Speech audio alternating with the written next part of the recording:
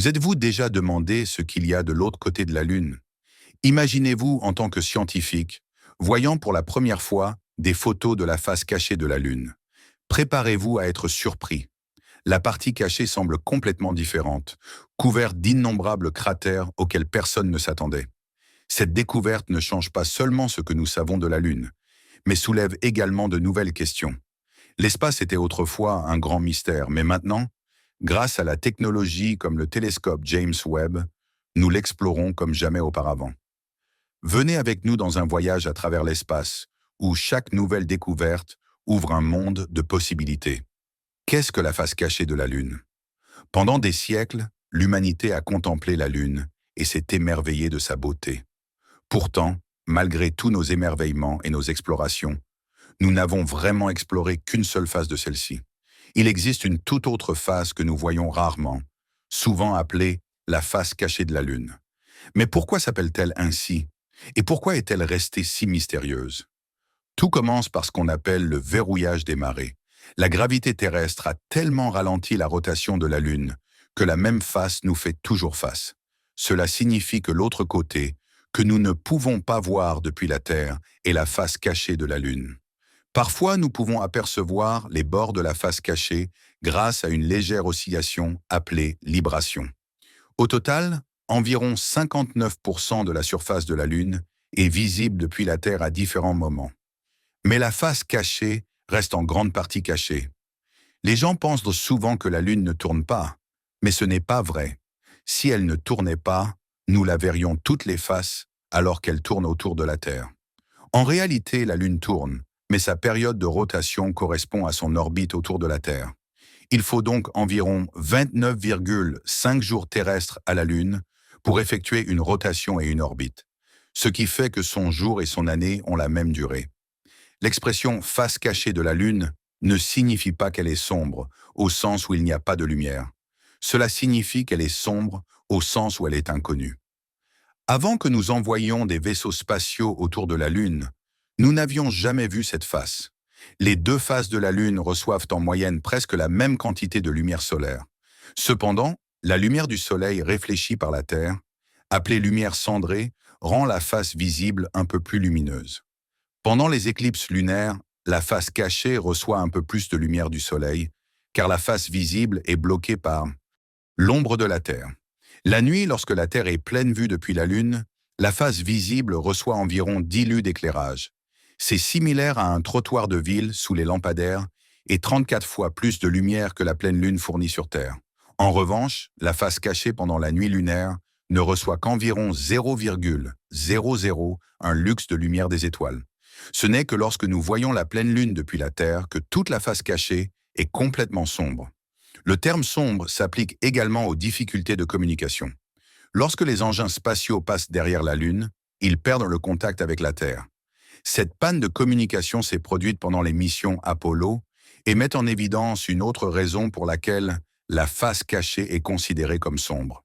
La face cachée de la Lune reste donc un endroit mystérieux et intrigant, non pas parce qu'il est sombre et ombragé, mais parce qu'il est largement inconnu et difficile à explorer. Grâce au progrès de la technologie spatiale, nous découvrons peu à peu ses secrets, révélant un monde qui nous a été caché pendant si longtemps. Différence entre les deux côtés. Les deux hémisphères de la Lune semblent complètement différents. La face visible est parsemée de grandes plaines sombres, appelées Maria, que les premiers astronomes ont pris à tort pour des mers. Sur la face cachée, cependant, la surface est densément cratérisée et ne compte que très peu de Maria. En fait, seulement 1% de la face cachée est recouverte de Maria, contre 31,2% sur la face visible. Les scientifiques pensent que cette différence est due à une concentration plus élevée d'éléments producteurs de chaleur sur la face visible, comme le montrent les données du spectromètre gamma du Lunar Prospector. D'autres facteurs comme l'élévation de la surface et l'épaisseur de la croûte jouent également un rôle, mais n'expliquent pas entièrement pourquoi le bassin pôle sud-Aitken de la face cachée, malgré sa faible altitude et sa croûte mince, n'était pas aussi volcaniquement actif que l'Oceanus Procellarum de la face visible. Une théorie intrigante suggère que les différences entre les deux hémisphères pourraient être le résultat d'une collision avec une lune plus petite qui s'est formée à partir du même impact géant qui a créé notre Lune. Cette collision aurait pu ajouter une épaisse couche de matière sur la face cachée. Cependant, la composition chimique de la face cachée ne soutient pas entièrement cette idée. La face cachée de la Lune a plus de cratères visibles, non pas parce que la Terre la protège des impacts, mais en raison de différences dans les coulées de lave. Les coulées de lave lunaire sur la face visible couvrent et obscurcissent les cratères, les rendant moins visibles. La National Aeronautics and Space Administration note que la Terre ne bloque qu'une petite partie du ciel du point de vue de la Lune, de sorte que les deux côtés reçoivent un nombre similaire d'impacts. La face visible a simplement moins de cratères visibles parce que les coulées de lave l'ont refaite. Des recherches récentes suggèrent que lorsque la Lune se formait, la chaleur de la Terre voisine a maintenu la face visible plus chaude pendant plus longtemps. Cela a retardé la solidification de la croûte, la rendant plus fine. Les impacts de météores sur la face visible pourraient dépercer cette croûte plus fine et libérer de la lave, formant la maria. Sur la face cachée, plus froide, la croûte s'est épaissie plus tôt, ce qui a réduit la probabilité que les impacts libèrent de la lave. La face cachée présente également des variations d'altitude plus extrêmes. Les points les plus hauts et les plus bas de la Lune, ainsi que ses plus hautes montagnes, se trouvent tous sur la face cachée. Jusqu'à la fin des années 1950, nous savions très peu de choses sur cet hémisphère caché. Des librations ou de petites oscillations dans l'orbite de la Lune nous ont donné des aperçus occasionnels de la face cachée, mais seulement jusqu'à 59% de la surface totale, et sous un angle si bas qu'il était difficile de distinguer les cratères des montagnes. L'une des caractéristiques de la face cachée visible grâce à la libration est la mare orientale, un immense bassin d'impact de près de 1000 km de large. Elle n'a même pas reçu de nom avant 1906 et sa véritable nature n'a été découverte que dans les années 1960 lorsque des images ont été projetées sur un globe. La sonde soviétique Luna 3 a pris les premières photographies de la face cachée le 7 octobre 1959, révélant un paysage avec moins de maria que prévu. Ces images permirent la création du premier atlas de la face cachée, publié par l'Académie des sciences de l'Union des républiques socialistes soviétiques en 1960. En 1961, l'Union des républiques socialistes soviétiques publia le premier globe présentant les caractéristiques de la face cachée de la Lune, basé sur les 3 images de Luna.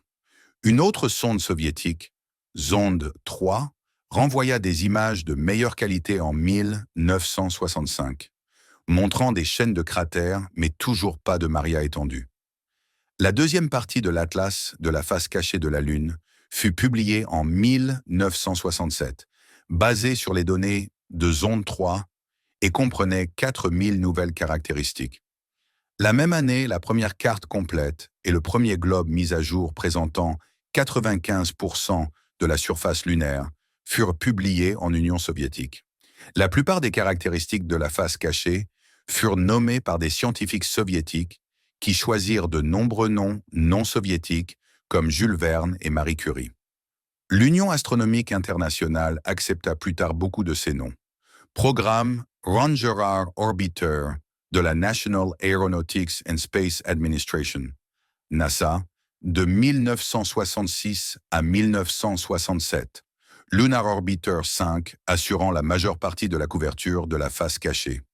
La face cachée a été vue pour la première fois directement par des yeux humains lors de la mission Apollo 8 en décembre 1968. L'astronaute William Anders l'a décrite comme ressemblant à un tas de sable très utilisé, plein de bosses et de trous.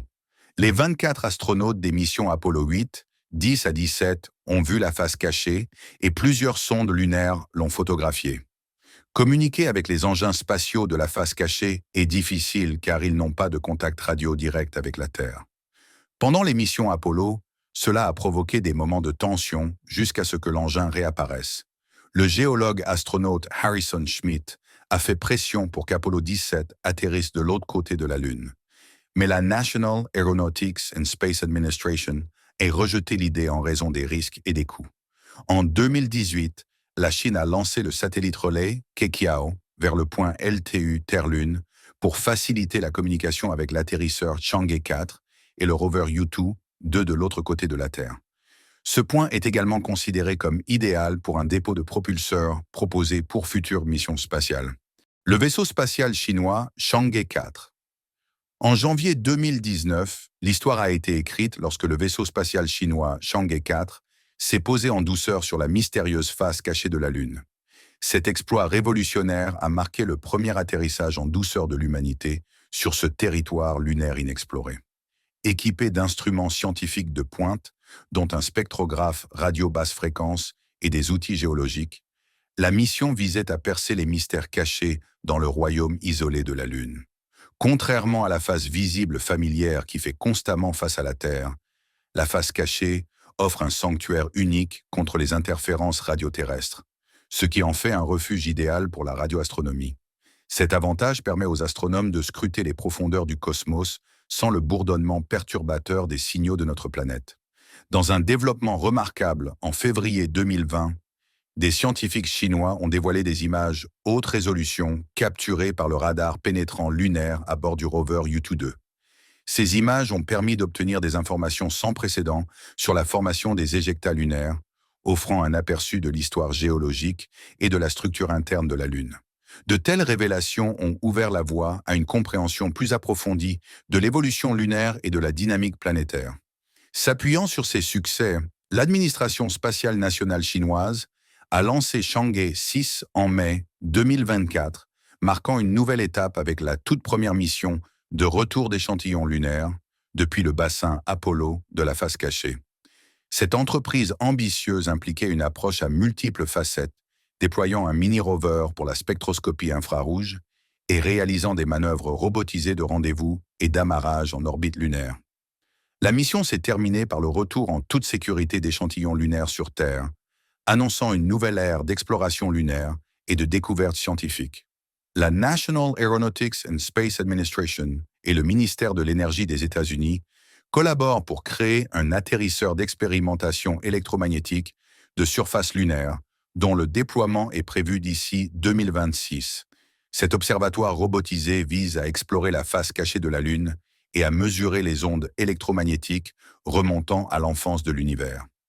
De telles initiatives promettent de révéler des informations cruciales sur les origines cosmiques et l'évolution de l'univers primitif.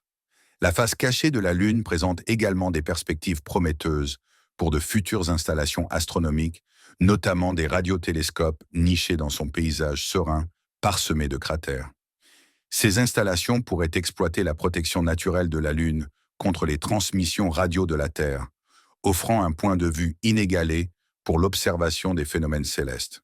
Cependant, avant que ces visions puissent se concrétiser, des défis importants doivent être relevés. La fine poussière de la Lune constitue une menace persistante pour les équipements et les instruments, nécessitant des solutions innovantes pour le contrôle de la contamination. Instruments nécessitant des solutions innovantes pour le contrôle de la contamination. De plus, les matériaux utilisés dans la construction des observatoires lunaires doivent résister aux dures réalités de l'espace, notamment aux éruptions solaires et aux radiations cosmiques. Au-delà de l'exploration scientifique, le bassin pôle sud-Aitken de la Lune constitue une cible intéressante pour les futures missions de retour d'échantillons. Ce cratère d'impact colossal, qui s'étend sur près de 2400 km, offre une fenêtre unique sur le passé géologique de la Lune.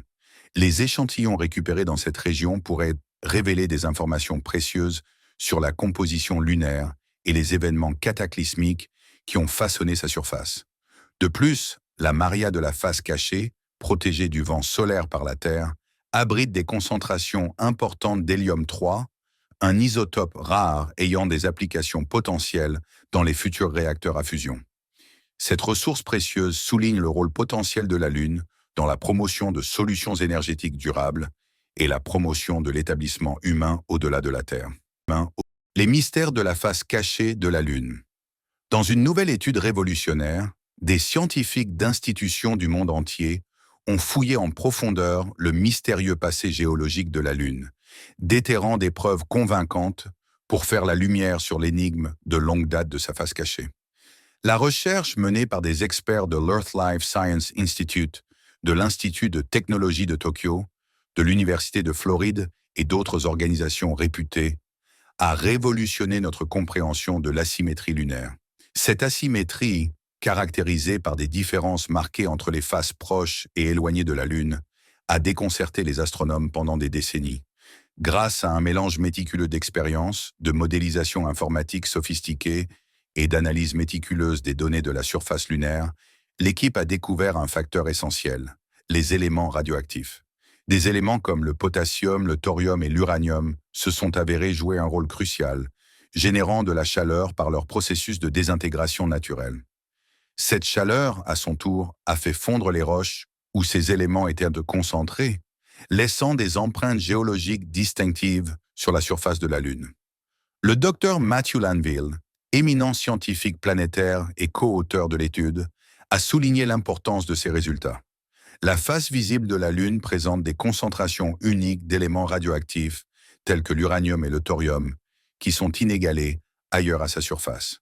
Comprendre les origines de ces enrichissements locaux est essentiel pour élucider l'histoire ancienne de la Lune et, par extension, pour mieux comprendre les conditions qui prévalaient dans le système solaire naissant et la Terre primitive.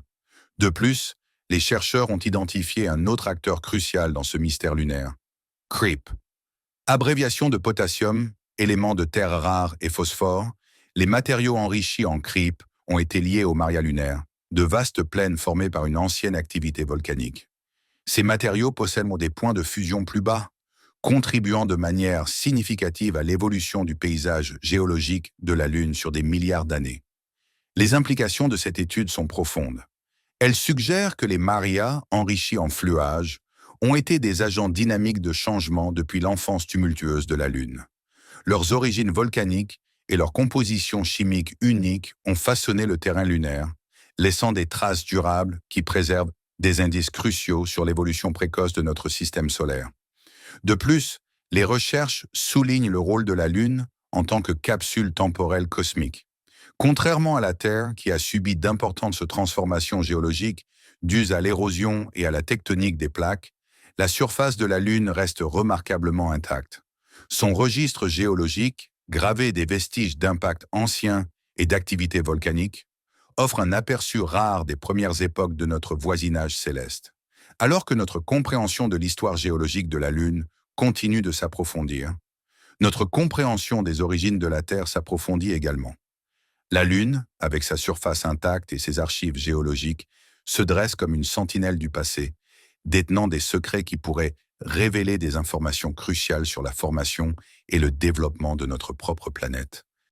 Depuis l'atterrissage historique de la sonde chinoise Chang'e 4 sur la face cachée de la Lune, la vision que l'humanité a de notre voisine céleste a changé à jamais.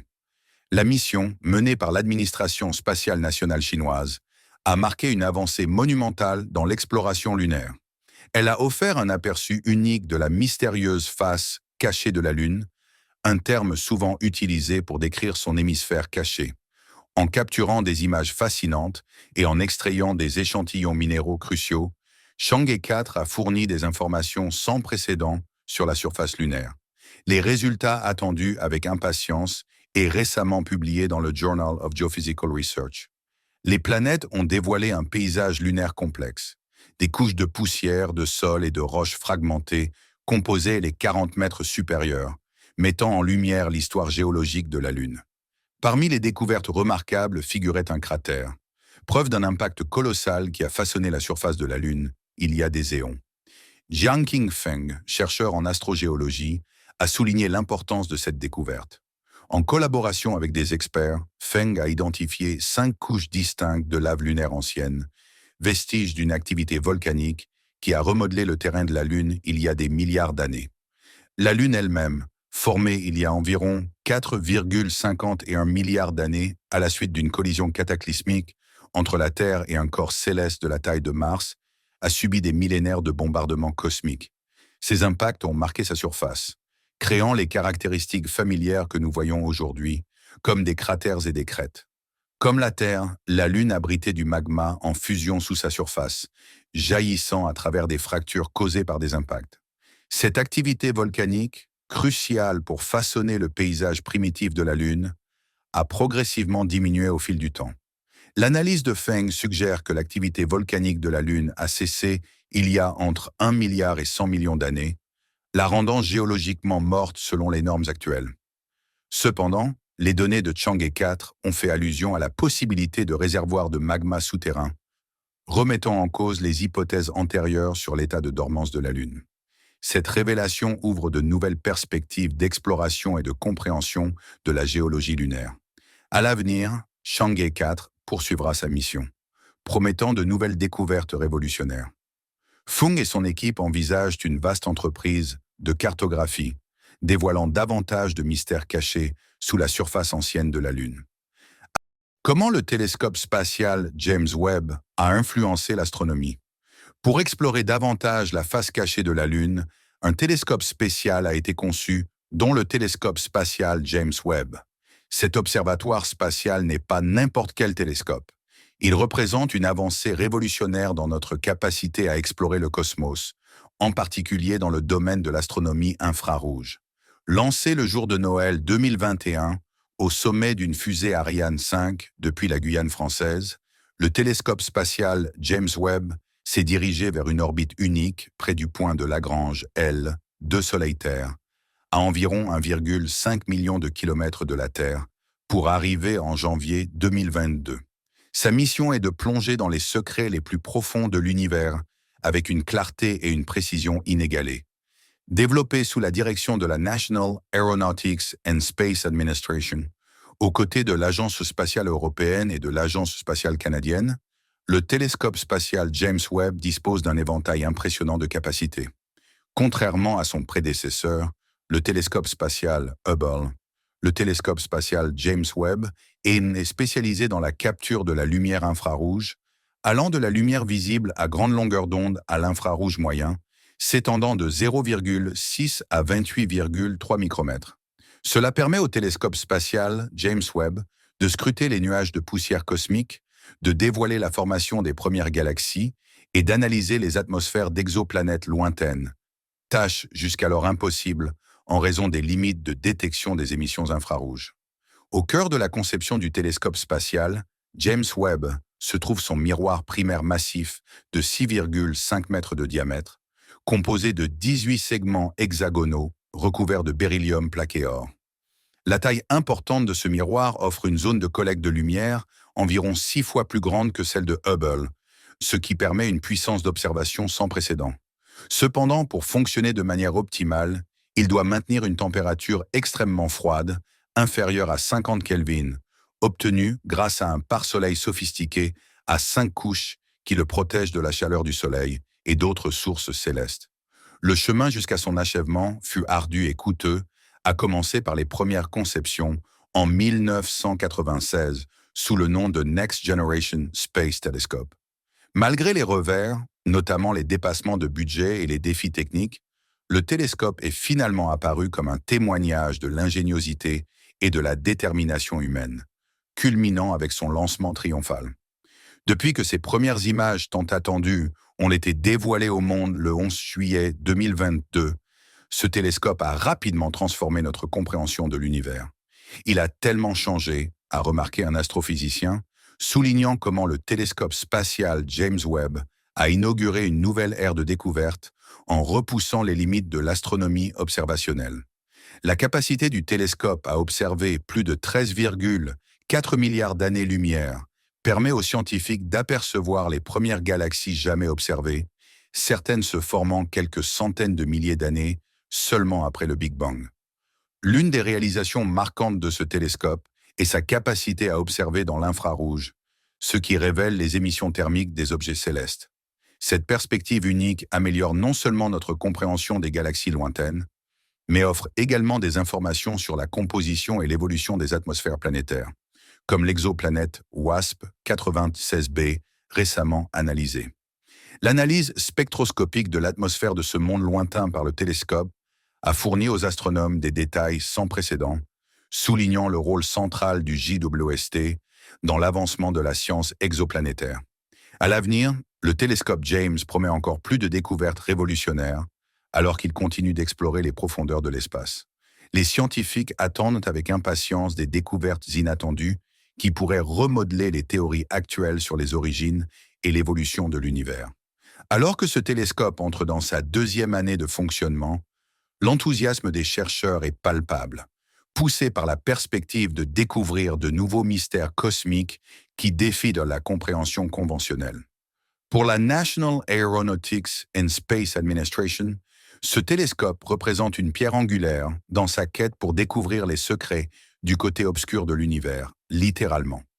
En concentrant ses puissants instruments sur la face cachée de la Lune, la National Aeronautics and Space Administration, NASA, souhaite percer les mystères de longue date entourant la géologie lunaire, les gisements de ressources potentielles et l'histoire ancienne de la Lune. Exploration future de l'histoire ancienne de la Lune. L'exploration future de la face cachée de la Lune. L'avenir de l'exploration lunaire est prometteur bien au-delà de notre voisine céleste. Imaginez un radiotélescope niché sur la face cachée de la Lune, un phare de potentiel scientifique. Ce concept ambitieux, lancé par le programme Artemis de la National Aeronautics and Space Administration, vise à transcender les limites des instruments astronomiques actuels. Pourquoi la face cachée de la Lune? C'est un sanctuaire à l'abri des bavardages radio de la Terre, un lieu vierge à l'abri des interférences humaines, comme l'explique le physicien Stephen Kahn. Les télescopes existants comme le télescope spatial James Webb ont du mal à se faire entendre au milieu du bruit terrestre, mais un équivalent lunaire pourrait débloquer des fréquences cosmiques inexplorées, explorant des époques obscurcies par le bruit de l'histoire. Entrez dans le Lunar Crater radiotélescope, un projet visionnaire dirigé par Saptarshi Bandyopadhyay. Imaginez une antenne colossale de 350 mètres de diamètre, nichée dans un cratère lunaire, prête à capter les ondes radio anciennes de l'aube de l'univers. Il ne s'agit pas seulement d'observer les étoiles, mais aussi de revenir sur les âges sombres cosmiques, une époque avant que les étoiles ne s'allument, lorsque les nuages d'hydrogène dominaient le cosmos. Ici, l'étendue silencieuse de la Lune protège des interférences atmosphériques de la Terre, offrant une toile vierge pour la recherche scientifique. Le déploiement du télescope ressemble à un origami lunaire. Des câbles ancrés dans le régolithe déroulent une antenne parabolique en maille, tandis qu'un vaisseau spatial au-dessus agit comme un relais, facilitant la transmission des données. C'est un ballet complexe de technologie, prêt à redéfinir notre compréhension des origines cosmiques. Pourtant, cette aventure lunaire fait face à des obstacles familiers aux missions scientifiques ambitieuses. Le financement reste un moment critique, le télescope étant dans la phase de concept avancé innovant de la National Aeronautics and Space Administration, renforcé par un soutien au développement de 500 000 $. Cependant, le chemin vers des budgets de plusieurs milliards de dollars dépend d'un consensus scientifique retentissant, preuve de son impact potentiel. Pourquoi maintenant? Et pourquoi la Lune? Des plongées plus profondes dans l'exploration lunaire sous-tendent la vision stratégique de la National Aeronautics and Space Administration, reflétée dans des initiatives telles que les Commercial Lunar Payload Services. Ces efforts promettent plus de 50 charges utiles à notre compagnon céleste, y compris des suites sismiques et des sondes thermiques sondant les mystères lunaires. Au cratère Schrödinger, un laboratoire cosmique attend, ces archives géologiques détenant des indices sur l'évolution lunaire et la formation planétaire. Pour la planétologue Deborah Needham, Schrödinger est une cible de choix. Son cratère d'impact colossal est un livre ouvert sur l'histoire lunaire. La Farside Seismic Suite écoute les tremblements de lune dévoilant les secrets de l'intérieur lunaire, tandis que la Lunar Interior Temperature and Material Suite sonde sa température centrale. Pendant ce temps, Lucie s'aventure dans l'exosphère de la Lune, étudiant la poussière cosmique et les particules ionisées, mettant en lumière les processus d'altération lunaire. Cet ensemble scientifique reflète le rover chinois Yutu-2, un pionnier sur la face cachée de la Lune depuis 2019, traversant le terrain inexploré du cratère von Karman. C'est un témoignage de la collaboration internationale et de la frontière mondiale de l'exploration lunaire. Pour l'avenir, le radiotélescope lunaire symbolise plus que des prouesses technologiques. C'est une quête pour comprendre nos racines cosmiques. Comme le note Kahn, son objectif de niche doit s'aligner sur des priorités scientifiques